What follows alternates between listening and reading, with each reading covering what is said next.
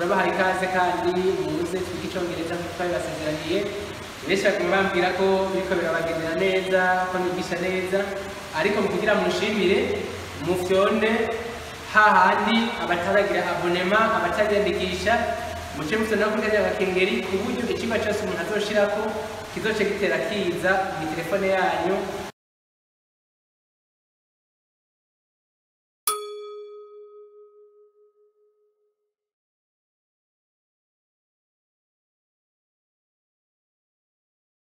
Ngomba rero no kuhangaha munsi amaverbe uyabonye urudome rwa yahereje uzocugira e na se kuri hishi na iyo verbe yawe ahasigaye hose wongerako s.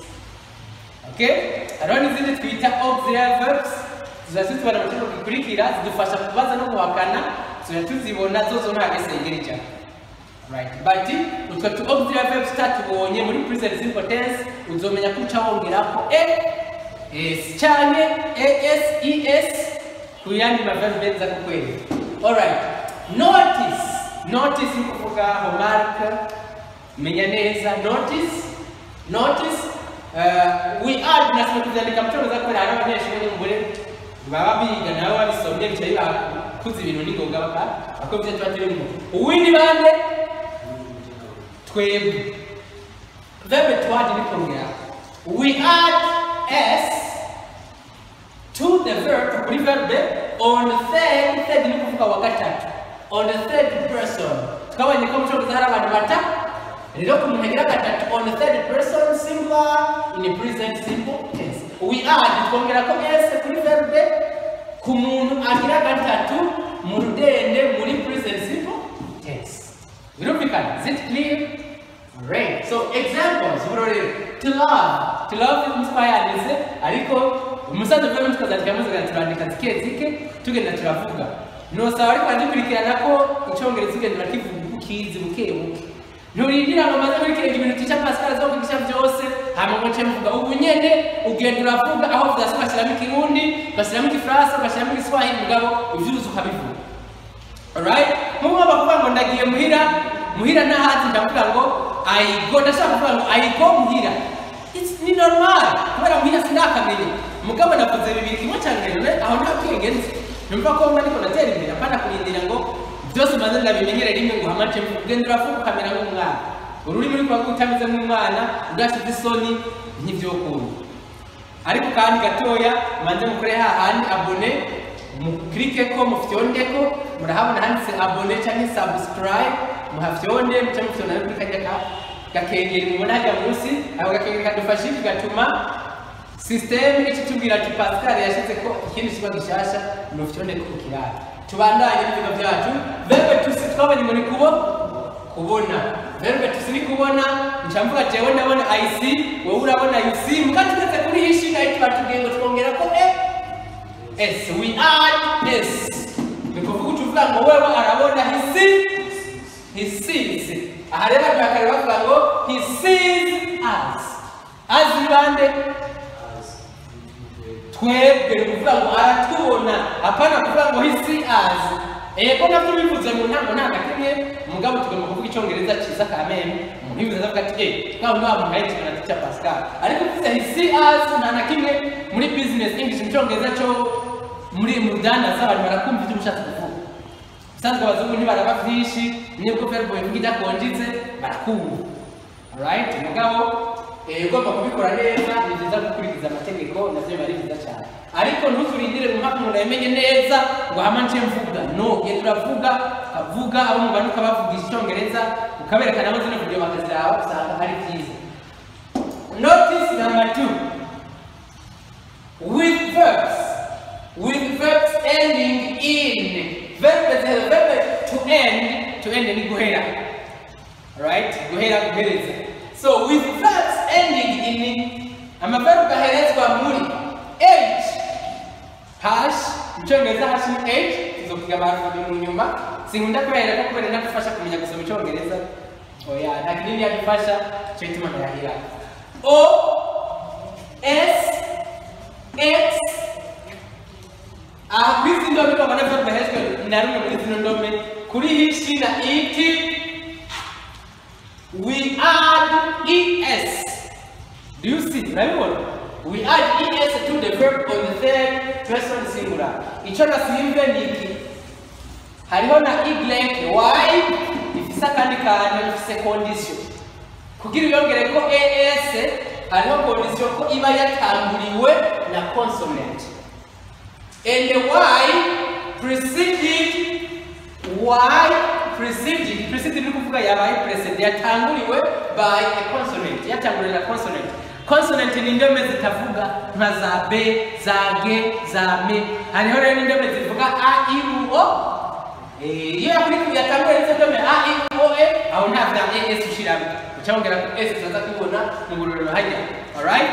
Ariko yatanguriwe na consonant ngo we change dushadduhindura bebe tuchange ni guhindura. We change y in I. Iyi y yigire kitinduka I hamaruka cyongera ko es. Ani ko asigaye ubonye zino ndome automatically ubwo nyene ucabongera ko kumunagira kangahe gatatu nuyuwe he, she, it. Okay, thank you very much. Makoze cyane. Uburorero bw'amaverb bibongera ko es. Examples. To do, gukora. To do ni gukora, alright? Twavuze ko verb ihezwa na o bacabongera kiki, o irimo icabongera ko es kuri hishi na itiyo verb ya mu mwanya wa present simple tense. Tatuvuga he does a test, anakora test, anakora ikibazo. He does a test. Hapana ngo he do, hapana ongera ko ngo he ngo tichavuze ngo bongera ko s oya uzoona we nabi. Irinzi verb ihezwa na o bongera ko cyane es mu Cyongereza, es mu Gifaransa, na se mu Kirundi.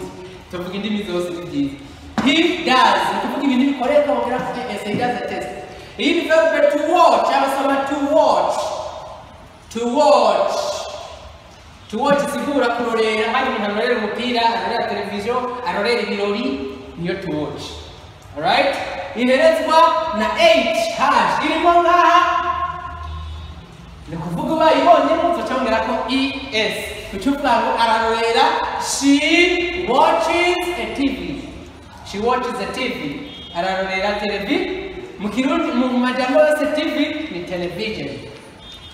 Verb kwikira to miss isigura kukumbura cyane kubura. Iyo ibwiye umuntu umubwiye ko umukumbuye, I miss you, ndakukumbuye.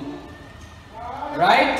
Mugabo hari ikintu uvuze ngo ndakibuze, I miss money, I miss a pen n'ikaramu, I miss a bus, ndabuze bus.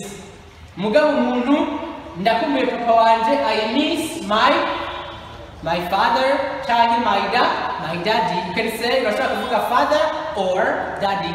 Ndakumbuye daddy ni papa cyangwa father. Alright. That is to miss. Na hiyo kanuni es irimo es cyongera ko arabuza amahera, he misses ntabwo bavuze ngo arakumbuye amahera ngo abayabutse. Ikintu ukibutse umuntu w'umukuru. Ni verb imwe ikora ku bintu bibi. Alright, you could get to mix. To mix ni kuvanga. Fati ibintu kabivanga n'ibindi. That is to mix. Alright, kuvanga. She mixes food. Food ni ibyo kurya, food ni ibyo kurya. Verb gushaka ni to want. Verb gushaka. Hey, to want, right? Gushaka inja tuvuga kuti I want food. Wowe ushaka inja shumubwira muganga ngo wowe ushaka inja you want food. Okay, inja rero baracanga inja aravanga inja. She mixes food. Alright. Ari umuhungu he mixes food. Apana ngo he mix gusa cyangwa tugira ngo he ucyongera ko s no kibinira. Sakongera ngo es kubera ni x. Ubwo nawe twinjire kuri y. Y niyo bita y mu Cyongereza. Turabe ngene bica bigenda y bica bigenda gute badaye verb to try. Isigura iki? Kugerageza, to try. Utuvuga ngo ndagerageza tuvuga gute? Uko yako twasigaye try tuvuga ndagerageza I try. Utuvuga ngerageza kugira iki? Ndagerageza kwiga. I try to start. Kwiga Icyongereza I try to study English. Tukabona ufite verbe zikurikirana, verbe ziri nyuma zigumamo tu. Iyo ukura ko tu ni iyo ukurikiranye narokotse. Alright? So, ari umuhungu rero tuvuga ngo aragerageza. Claude tries to work. Tubake kubirane gukora.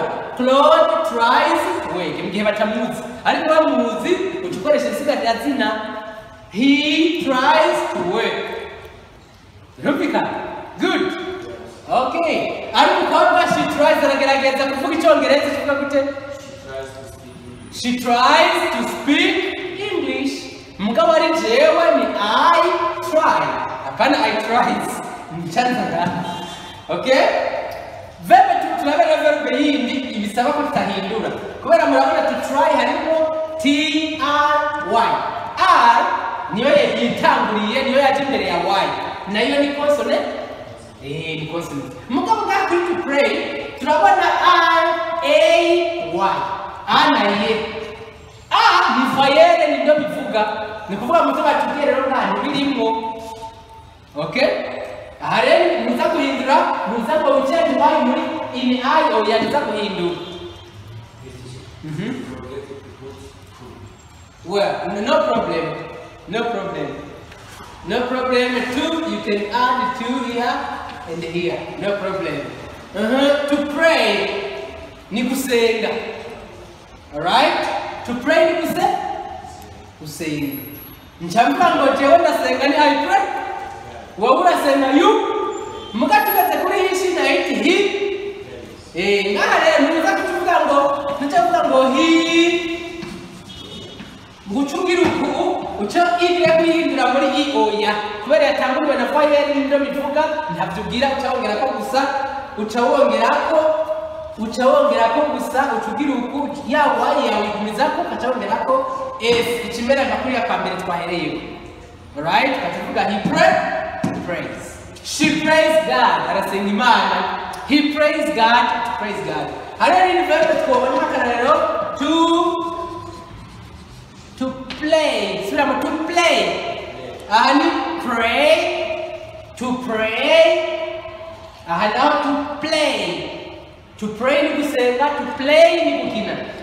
Ahana kuzenga try kireke muri I cyane turi kunyene. Kandi barimo vaye. Ya kandi harimo vaye. Nona kwa kurikiwe yatambuka na vaye. Avugana kina hi wongera ko ese gusa kubera harimo vaye. Mugabo hakarero to cry. Iyi ni consonant. Hano kuvuga utuhindura ikimera uhindura igireke muri I ukachongera ko es kachuka ngo ararira. To cry ni kurira cyane uko minduru. He cries cyane she cries. Okay? Yeah, kugenda ari fayere guhindura. Okay? For example, in verbe irimo to say aturaye muri I cyane turi kunyera kubera yatanguriwe na fayere. Umva tutuva fayere zibiri. Abacukira tusaye kuvu jewe ndavuze aise wowe uravuze cyangwa ngo you say umuhungu aravuze he says cyangwa ko ese. Okay, I hope you understand. All right, thank you very much. I would like to remind you that you should press on the subscribe button and notification button so that you can be getting every little or every single lesson that I will be posting. Mwibuka kusonda handi kuri abonema, sabone, cyangwa subscribe, mutemukora no kujya kengeri kugira muze murakurikirana ivyigwa byose. Thank you very much. Bye bye.